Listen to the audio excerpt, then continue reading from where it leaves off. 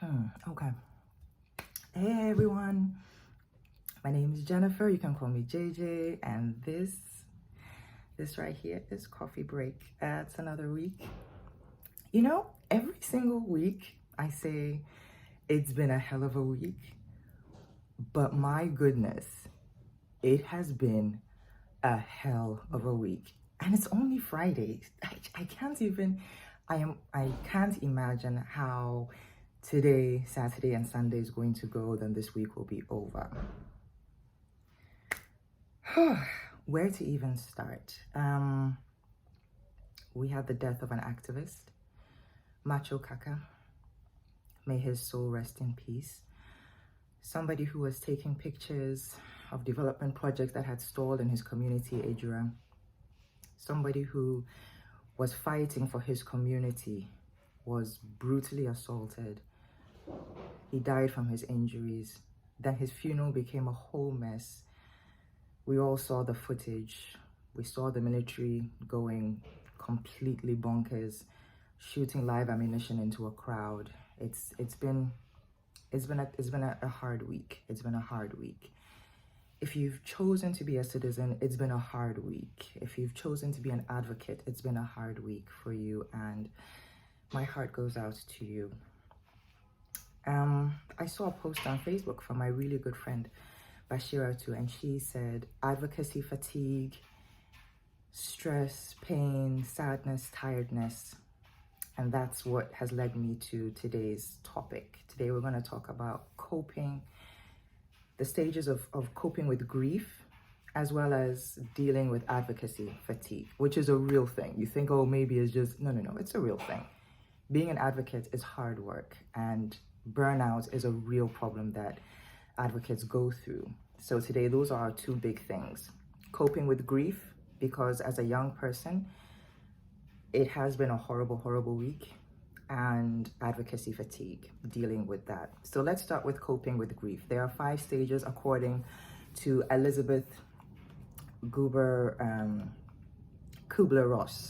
Elizabeth Kubler-Ross. 5 very famous stages. Now it's been expanded to 7, but the 5 are the ones that are very common. Now, she did a study, and per her study, the top 5 stages of grief that we all go through are denial, anger, bargaining, depression, and acceptance. And it's not only with the death of a loved one or death of a friend, but I think for many of us, many young people in Ghana right now, watching what is going on the streets, watching the military basically assault and shoot and kill people, watching security agencies be implicit in the murder of advocates, it does feel like there's a death. It does feel like we are in mourning, that we have lost something. So I do feel, myself personally, also feel that I am going through these stages. The first was denial, flat denial. When I heard about Kaka's death, I was in denial. My first reaction was, oh my God. And then I was just a bit in shock. And then I was like, oh no, it can't be happening. Not under this presidency. These sort of things don't happen. And then the following day, there was, the hashtag had come out and the comments had come out and people were talking about it. And then I was like, oh, it's true. He really did die. And this is the reason why he died. And then there was a rollover into the anger. And then it's like we were all angry together. Now, anger is a beautiful emotion. It can be vicious, it can do vicious things, but to release it in such a genuine, honest manner can be freeing. So there was a lot of collective anger. Today's Friday, so I think since we heard about his death, there's been a lot of collective anger, frustration. People are asking questions. People are saying, this cannot happen in a democracy. How can this happen in a democracy?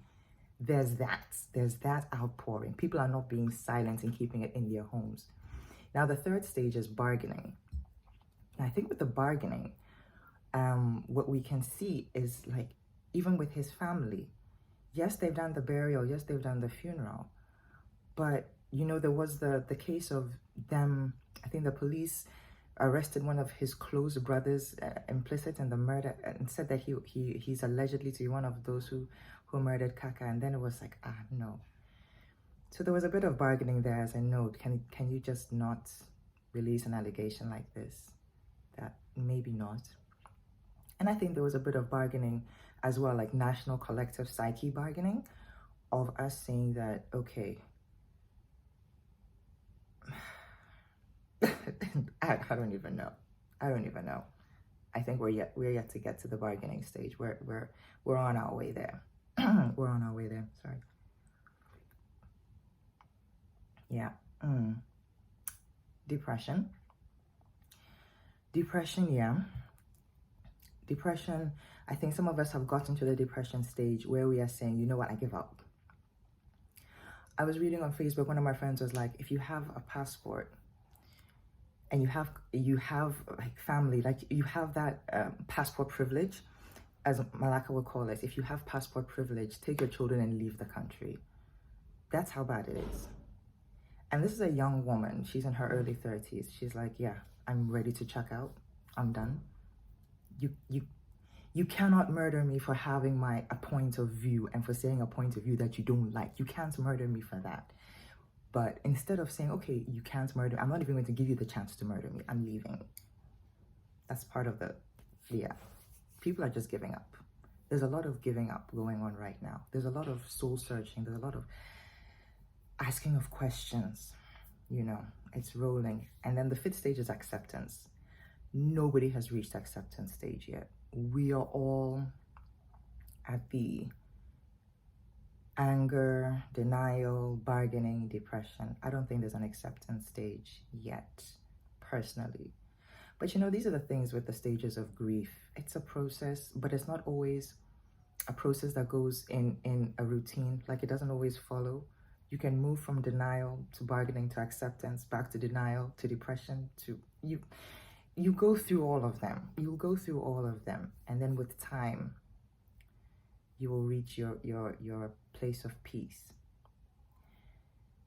But as Ghanaians, will we ever reach that place of peace? That is now the question. That is now the question we're all asking ourselves. Will we ever reach that place of, okay, we've lost somebody, but what he fought for, can we continue fighting for that? Is it still worth it? Is it still something that we feel comfortable doing? We're all there. Rest in peace. I didn't know you, Kaka. I watched you on Facebook. I watched a couple of your posts, but knowing you personally, I didn't. But we all fought the same we all fought the same fight. And your death, needless, senseless, horrible, cruel, brutal. Your death has made us all realize the extent of the extent of, you know, maybe the depravity, just how bad things are right now. Like, we all knew that things were bad, but to this level. But maybe when we get to that stage of knowing how bad things are, then we can start fighting to make things better. You have to know before you can do. So now that we know, are we going to do something? But that's an action. Doing is an action word. And this week is not the week about action and planning. This week is a week of mourning. So we're going through our stages of grief. And I'm glad that we, as a collective, as a nation, as a psyche, we are honoring our stages of grief. We are not rushing through it. And my prayer is that all the political parties will honor us in our grief and honor us as we are mourning and give us that space and not try to hijack his death and not try to hijack the movement and not try to hijack our pain for their own political gains. That is my prayer today. Advocacy fatigue, well, it happens when the definition of that is when you feel, when you're stretched in too many places, you're doing too many things because you feel that you have to do too many things, that your voice is so powerful that you have to spread it across. You have to do as much as possible. You can't keep silent. It's noble, it's important, it's good, but it's also exhausting to you as an individual, and it can cause you to lose steam. So advocacy fatigue is a real thing. And I know a lot of advocates right now, especially those in the hashtag Fix the Country movement, are just tired. They are really, really tired. But here's a way that you can recover from it, cope from it, come back stronger. A couple of tips. I actually got these tips from the Minnesota Coalition Against Sexual Assault. Because advocacy against sexual assault can be very intense and very frustrating, and it can be illuminating in how frustrating it is actually. So here's some tips on how to take care of yourself and how to protect your mental health during this period. Number one, give yourself permission to disengage from it all. It's a deliberate decision. You don't have to engage on every conversation on Facebook and on Twitter. You don't have to, or wherever it is you get your intellectual discourse from. You don't have to engage, especially when you are feeling so weak and tired. And you have to give yourself the permission to not engage. Because as advocates, we always feel we have to engage. You don't have to engage. You want to engage because you want to improve a situation. You want to improve a societal structure. But when you are tired, give yourself permission to disengage and to stop. The second tip is know your support systems. We do not advocate in isolation. We advocate with people. And the people and sometimes your support system doesn't even necessarily have to be in your advocacy group. Somebody close to you who loves you, understands you, who has your back. So important, especially now. Know your support system and lean on your support system. Please don't be strong in isolation. Lean on somebody. Number 3, set boundaries. Who, child? Set the boundaries. It's not everybody you should allow into your space. It's not every comment you should allow between your ears. It's not everything that you have to respond to. Draw a line and don't let people cross it, and don't let yourself cross it. Okay? In all these things, we are working to protect and defend our own mental health, because we cannot help and we cannot serve from an empty cup. Take care of yourself. Fill your cup and then come out stronger, more vitalized, happier, fuller, and ready to go back to work. Fellow advocates, Fix the Country, everybody in the advocacy space right now, everybody who's an activist in some way, shape, or form in Ghana. It's been a hard week. It's been a hard week for all of us. I just pray that these tips that I've shared about the stages of grief and about coping with advocacy fatigue, they help. They help us all.